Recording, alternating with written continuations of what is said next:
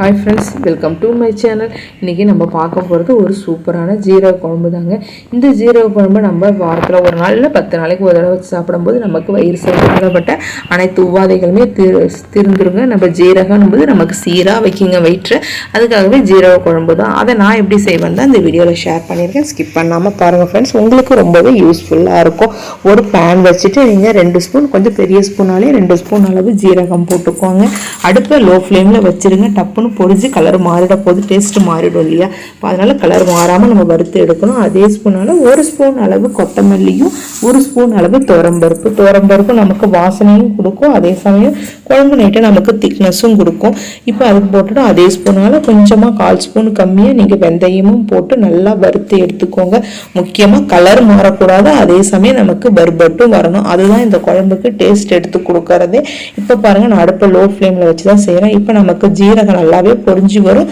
துவரம்பருப்பும் நமக்கு நல்லா ஒரு டேஸ்ட், அந்த வறுக்கும் போது நல்லா வாசனையாக இருக்கும்.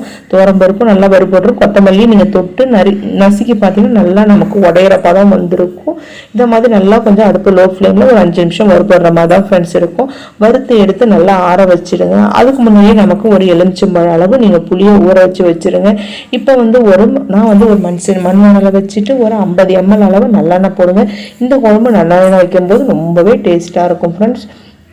அதை போல் போட்டுட்டு இப்போ தாளிப்புக்கு நான் தாளிப்பு வடகம் போடுறேன். தாளிப்பு வடகம் போட்டால் தான் நல்லா டேஸ்ட்டாக இருக்கும். இல்லாதவங்க நீங்கள் கடுகும் வெந்தயமும் போட்டுக்குவாங்க. நல்லா நமக்கு பொரிஞ்சதும் இப்போ மண் சட்டியில் பொதுவாக செய்கிறோம் அப்படின்னாலே நமக்கு அடுத்தது நம்ம பூண்டு போட்டு பூண்டும் நல்லா பொரியட்டும்.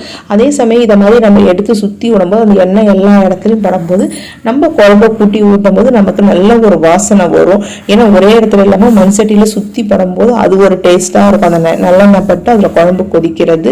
இப்போ பாருங்க, நமக்கு பூண்டு நல்லா பொரிஞ்சு வந்துருச்சா? இப்போ 2 தக்காளி பழம், மீடியம் சைஸ் தக்காளி பழத்தை கட் பண்ணி வச்சிருந்தா அதையும் போட்டு நல்லா சுருள வதக்குங்க. தக்காளி போட்டு நல்லா சுருண்டு வந்த பிறகு நான் சின்ன வெங்காயம் ஒரு 15 வெங்காயம் அளவு கட் பண்ணி வச்சிருந்தேன். நம்ம முழுசாவே போடுங்க. ஏன்னா சின்ன வெங்காயம் கொஞ்சம் சின்னதாக தாராளம் கட் பண்ண வேணாம். முழுசாக போடும்போது நல்லாவே டேஸ்ட்டாக இருக்கும் நமக்கு. எனக்கு எப்போதும் சின்ன வெங்காயம்ன்றது எதிர்ப்பு தன்மை அதிகம் உள்ளது இல்லையா? இது மாதிரி கார குழம்புனாலே மோஸ்ட்லி சின்ன வெங்காயத்தை முழுசாக போட்டு வைக்கும்போது ரொம்பவே டேஸ்ட்டாக இருக்கும். இது மாதிரி வெங்காயமும் நல்லா வதக்கி கலர் மாறுற அளவு நல்லா வதக்கி எடுத்துக்கோங்க. அதுக்குள்ளே நான் ஒரு எலுமிச்சம்பழம் அளவு புளி ஊற வச்சுருந்தேன். அதை நல்லா வடிகட்டி வச்சுருக்கேன். ஏற்கனவே நான் கொடுத்துருக்க வீடியோலாம் எப்படி நான் புளி எந்த அளவு ஊற வைப்பேன் 4 பேருக்கு, அதை எப்படி வடிகட்டணும் அப்படிங்கிறது நான் வீடியோவில் ஷேர் பண்ணியிருப்பேன். அதோடைய லிங்க்கும் டிஸ்கிரிப்ஷனில் கொடுக்குறேன், மறக்காம அதையும் பாருங்க ஃப்ரெண்ட்ஸ். ஏன் புளி இந்த அளவு தண்ணியாக நம்ம கூட்டியிருக்கோம் அப்படின்னு சொன்னோம்னா, நம்ம துவரம்பருப்பு போட்டிருக்கோம் இல்லையா? அதை நம்ம பொடி பண்ணி போடும்போது குழம்பு நல்லா திக்னஸ் கொடுப்போம். அதுக்காகவே நான் குழம்பு கொஞ்சம் தண்ணியாக கூட்டி இது பண்ணியிருக்கேன்.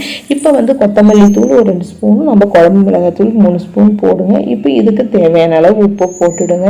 போட்டுட்டு நல்லா கொதிக்க வரட்டும். இதை மாதிரி நம்ம மண் சட்டியில் மீன் கொண்டு இது வைக்கும் போதும் சரி, நமக்கு இப்போ ஒரு கிளறிட்டு நீங்கள் அப்படி பாருங்கள். இப்போ கொதி வருதா? ஒரு கிளறி விட்டுட்டு இப்போ நீங்கள் தட்டை போட்டு மூடுங்க. நல்லா குழம்பு இது கொதிக்கும் போதே நமக்கு நல்லா வாசனையாக இருக்கும்.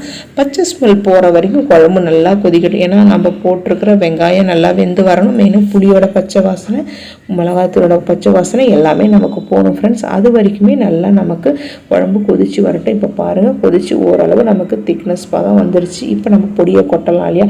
அந்த சமயம் நம்ம வறுத்து வச்சு இந்த பொடி நல்லா ஆறி இருக்கும். அதை எல்லாத்தையும் மிக்ஸி ஜாரில் மாற்றிட்டு குறைன்னு அரைச்சிட்டு இப்போ நீங்கள் சேர்த்துருங்க. இப்போ சேர்க்கும் போது நமக்கு உண்டை பிடிக்காமல் இருக்கிறதுக்கு அப்படி கொட்டிக்கிட்டே நம்ம கிளறுங்க. நம்ம ரவை உப்புமா செய்யும்போது எப்படி செய்வோம் அதே மாதிரி கிளறுங்க. இப்போ பாருங்கள், நமக்கு குழம்பு நல்லா ஒரு திக்னஸாக வந்துருச்சா? இப்போ கருவேப்பிலையை போட்டுட்டு நல்லா ஒரு கொதி வந்ததுன்னா நம்ம அடுப்பை ஆஃப் பண்ணிடலாம். நம்ம மேலே ஒரு ஸ்பூன் நல்லெண்ணெய் போட்டிங்கன்னா ரொம்பவே டேஸ்ட்டாக இருக்கும். எண்ணெய் அந்த சூடு இருக்கும்போதே போட்டுருங்க ஃப்ரெண்ட்ஸ். அப்போ தான் குழம்பு ரொம்பவே டேஸ்ட்டாக இருக்கும். நம்ம வயிற்றுக்கு சூப்பரான ஜீரக குழம்பு ரெடி ஃப்ரெண்ட்ஸ். தேங்க்ஸ் ஃபார் வாட்சிங்.